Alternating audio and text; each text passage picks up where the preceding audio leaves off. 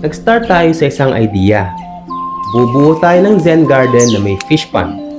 Ang pond ay dapat low budget, natural looking at relaxing para sa buong pamilya. To do this, we had to buy only what is necessary and be resourceful sa ibang materyales, gaya ng sinabi natin sa episode 1. So unang tanong, relaxing ba yung natapos yung project? Yes! Sa oras ng dilig ng mga halaman sa umaga, ang panganay ko ang nagpapakain ng mga isda. May sense of responsibility kasi ang lagi niyang sinasabi, "Daddy, I'll feed my fish." Sa hapon, si Boss Madama nagmumuni-muni at natutuwa sa panonood, lalo na kapag may nakikitang mga bagong fry. Then sa gabi, hinihili kami ng lagaslas ng tubig na aming naririnig. So yes, relaxing at nakakatuwa. Pangalawang tanong, natural looking ba talaga? Siyempre, yes din yan para sa akin. Kasi ako'y namili ng mga malalaking bato mula sa ilog. Yung substrate na ginamit, river sand din. At ang mga halaman na makikita mo dito sa pond ay nabubuhay o nakikita mo din sa isang ilog. At ang pinaka-importanting tanong, low budget ba talaga?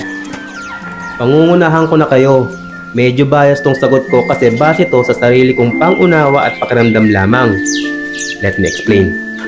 Kung ikukumpara ang actual na cash out ko sa project na to ngayon versus kung uulitin ko siya at lahat ng materyales ay bibilhin at gagastusan ko talaga, masasabi ko na malaki ang natipid ko.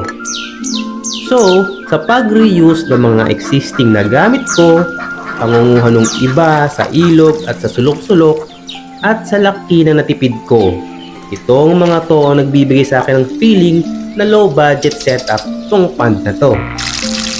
At linawin ko lang na hindi ko minamaliit ang actual na value na nagastos ko. Ang sinasabi ko lang na low budget setup to kasi ang laki ng natipid ko. Okay? Salamat!